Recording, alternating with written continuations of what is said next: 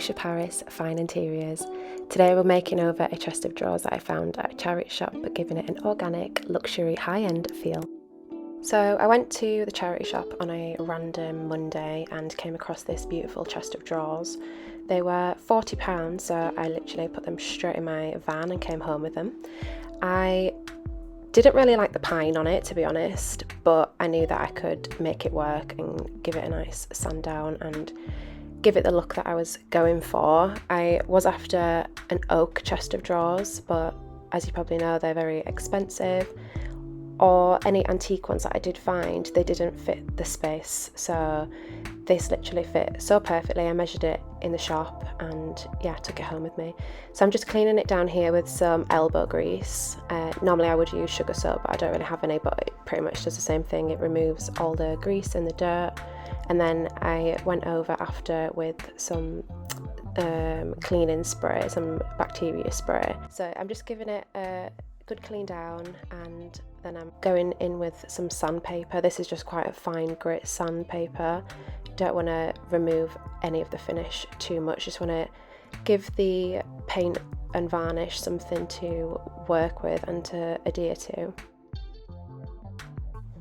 Next step is the colour wash. So I've watched a couple of videos on how to make furniture lighter without having to really sand the furniture back, but you can still give it that light oak washed effect look that I was going for. So I just went in with some Frenchic paint. This is in the colour Cool Bean, and I just diluted this down. The ratio was probably about 70-30 paint to water. So it's very watery, as you can see, but it just gives it that washed, distressed kind of wood look. It typically started raining as soon as I started working outside, but we live in England, so I shouldn't expect anything else. So I'm just moving into the garage, just giving it a wipe down because there's a little bit of rain on it.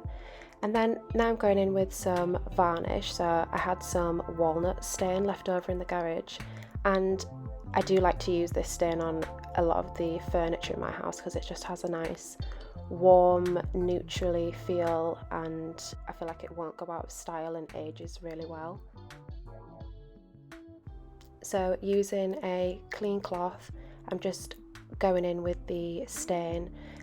What I found was it's better to go in the direction of the wood grain rather than, you know, kind of going in circular motions and things, especially because you've just done a colour wash underneath. It's definitely better to go in the direction of the wood grain just to give it a more natural finish rather than a painted furniture look.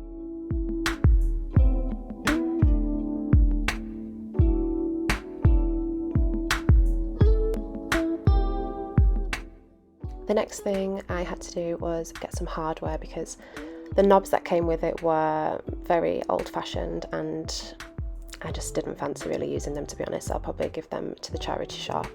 But I went to B&Q, and to be honest, I only went here because it's close to my house, but the options weren't that fantastic. The cup handles, I've already got them in the kitchen and in the entryway, so I didn't want to use them again. And also I feel like cup handles on a chest of drawers like that would kind of make it feel a bit kitcheny, if you know what I mean. So I didn't go with them. I decided to go for something else, which you'll see in a minute, but this is the before of the space that it's going in.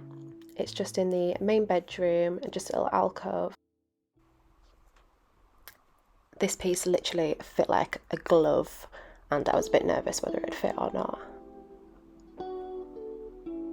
And you can see I'm very, very happy because I was a bit nervous about it not fitting because I measured it, but sometimes, you know, they say measure twice, cut once. Well, I only measured once and I kind of forgot the number in my head when I was at the shop, so I was very happy that it fit anyway.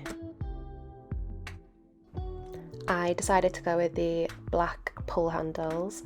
I've never actually gone for something as modern as this in my home. I typically go for more brass, vintage type of things, but these I thought would make the piece look more modern, organic type of feel. Almost like a restoration hardware type of style, but Obviously, if you're from the US, you'll know about it. If you're from the UK, then maybe not, but they have just such beautiful pieces, and this kind of like ashy grey but warm, neutrally type of furniture is something that they typically do, and especially with the modern finishes such as pull handles like this.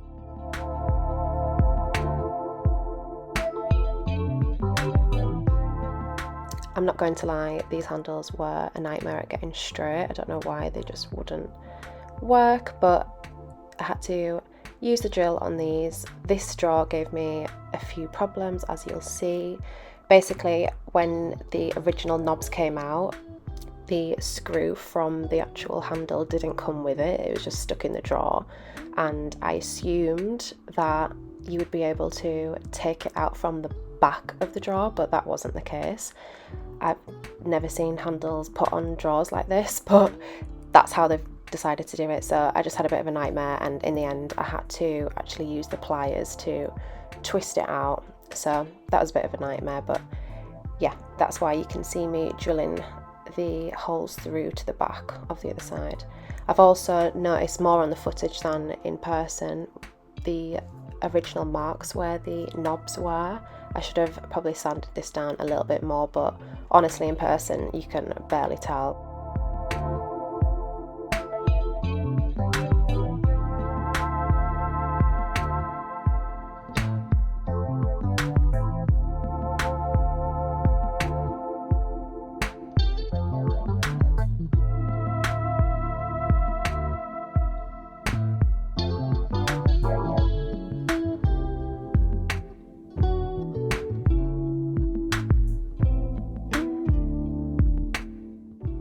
I love when you can see a project finally come together with all the finishing pieces. I think hardware is definitely something that you can always change on a piece of furniture just to give it a new and elevated look. These were probably the cheapest in B&Q, but I think that they work probably the best for this piece.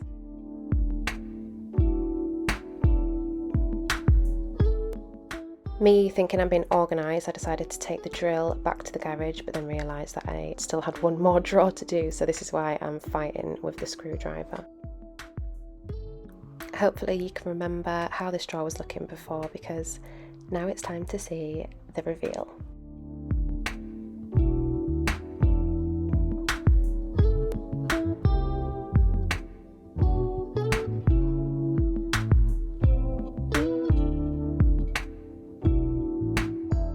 I'm so happy with how this piece has turned out. It's not exactly the right shade I was going for, but I was definitely going for something very similar and that looked like it's just come out of a vintage shop, and you know, it's had many previous owners before and it's just got lots of character. So I'm very happy with it. I'm just dressing this area by placing the round IKEA mirror on top. I will link these items for you. I'm just also putting some coffee table books and a lamp that I picked up recently from Habitat. They do some beautiful things in there, and I think that's actually on sale for £35, so I'll link that if they still have it available. And I'm just adding a candle, a little trinket bowl for my jewellery. This is actually something that I bought in Egypt, so if you want to watch my shop with me or what I bought in Egypt, I did a little luxury home shop on my last video, so I'll link that below for you to watch as well if you'd like to see what I bought from Egypt and other places. And then finally just added some fresh red roses and a nice bubble vase that I also picked up from a charity shop a while ago.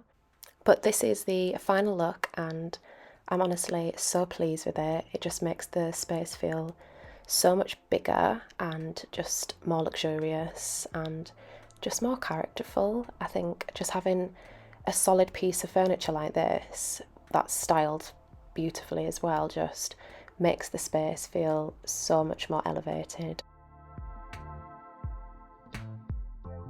So that is the end of this lovely makeover that I've just done. I actually really couldn't be happy with it. I mean, it took me a while to find the right chest of drawers for the space because the measurements were on the smaller side, and anything that was antique, or even on Facebook Marketplace looking for an antique chest of drawers, was just like mission impossible because they were either too wide or too deep. But when I went to the charity shop, I was seeing this and I was like, I have to just take this home because it was literally perfect. The detail around here, like the trim, is just really nice, and I knew that I could make it fit into the space. So if you ever see any furniture that you think perfect size, love the style of it, but the colour's just not what I want, then hopefully this has given you some inspiration or an idea of how you can actually recreate something to purposefully fit your space, even by just changing the hardware. It's not what I thought I was actually going to go for. I thought I was going to go for more of a brass finish, but as you've seen in the clip,